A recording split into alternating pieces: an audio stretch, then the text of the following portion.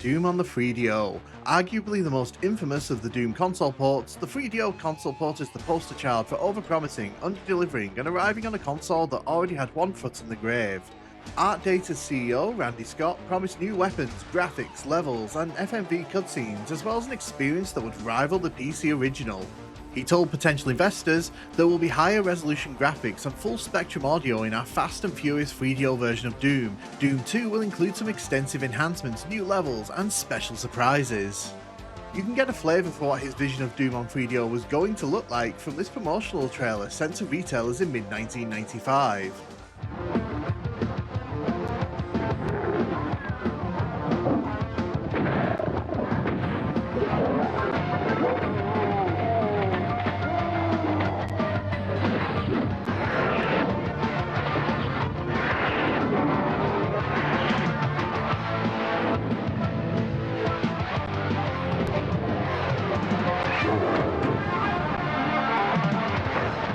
The port, which was released to the public, was developed in around 10 weeks by one woman named Rebecca Heineman, who managed to pull together a workable game under intense crunch. The end result, while admirable considering the circumstances, is arguably the worst overall Doom experience one can have. So there's a lot to talk about with this version of Doom.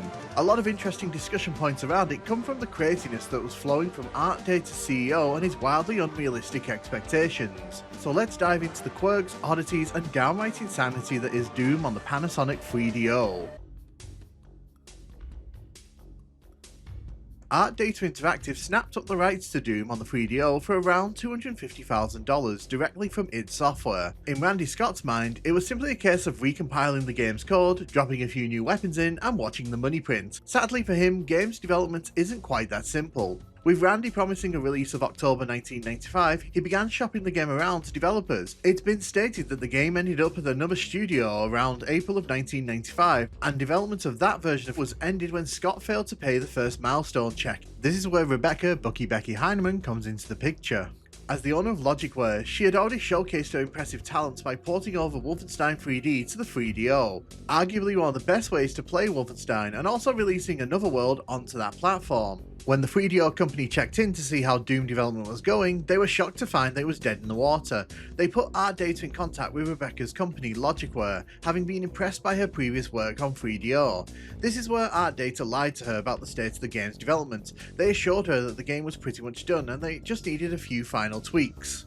When the scale of the work to be done was made apparent, the task of bringing Doom to 3DO became an almost impossible one. She reportedly considered walking away, but was convinced by 3DO themselves to stay at the helm. She was forced to reach out to id Software and acquire the source port for the Jaguar port of Doom as a base to work on. She describes this on her website, stating, "When I got the contract, which was brokered through 3DO, I found after talking with employees of ArtData Interactive that everything Randy was saying was lies and there was nothing done on Doom. In fact, they had a copy of Doom PC source code. It was deemed too complicated to run on a 3DO by another developer.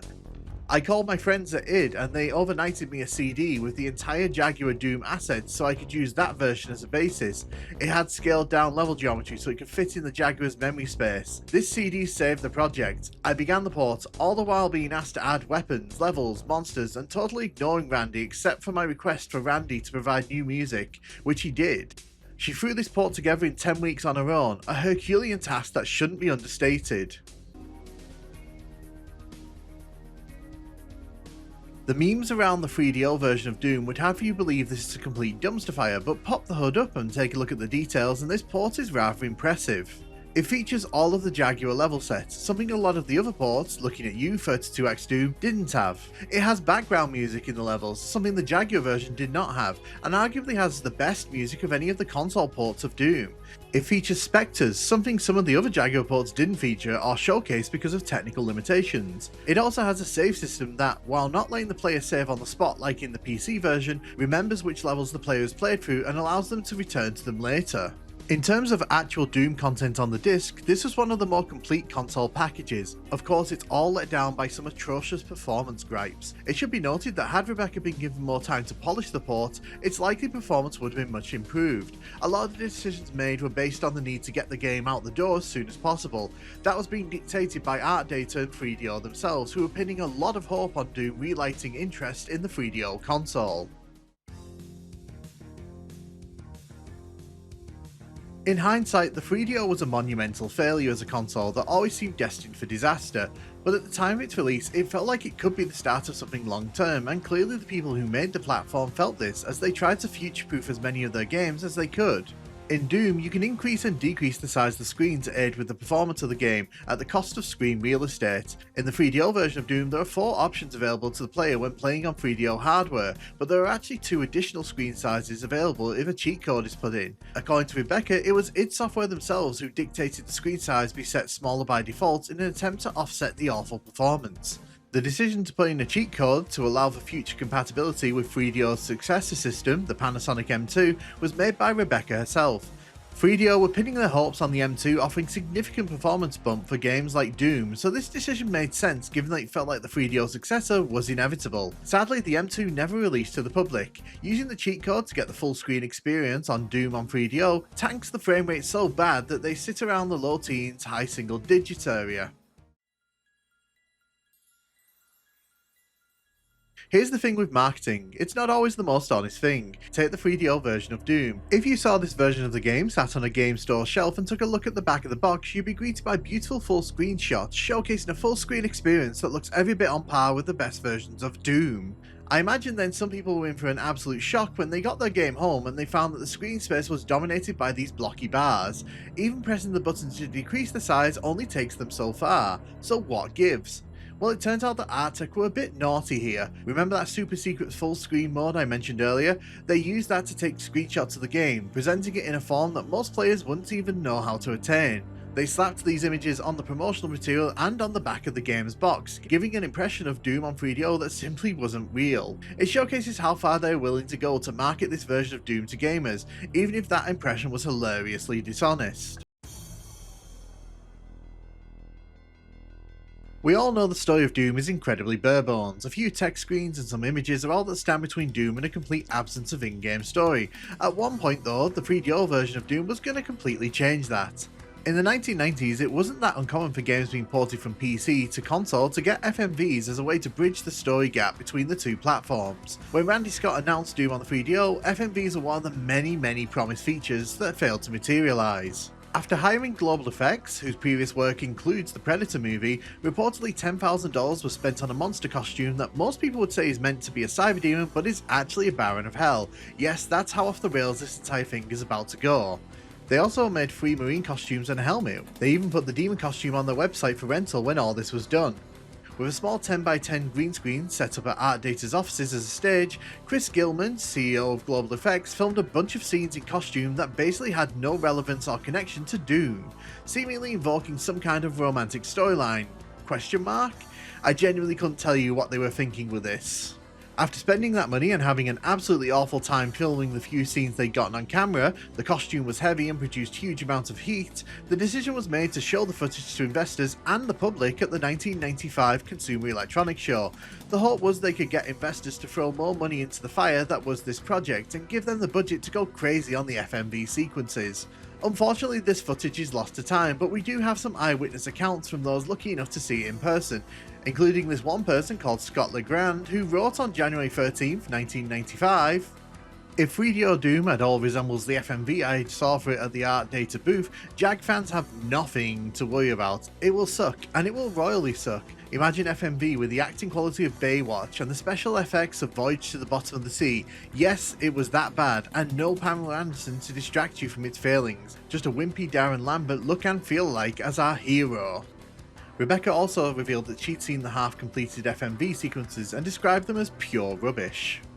ArtData's CEO Randy Scott tried to get ahead of the laughter, claiming the scenes were too graphic for Doom and that they would definitely be in Doom 2. Really, this guy was already fantasy booking Doom 2 on the 3DO. According to Rebecca, Scott tried to get the incomplete FMV sequences inserted into the game at the 11th hour. With only several weeks to go until launch, she was able to repel that addition. I will admit I would have loved to have seen these FMV cutscenes, but I also feel that 3DO Doom's already fragile reputation would be in the ground if they existed. The backstage politics of 3DO Doom are infinitely fascinating, but one relic of the craziness from around this port is the fact that, at one point, EA were apparently in line to handle publishing duties for this version of Doom.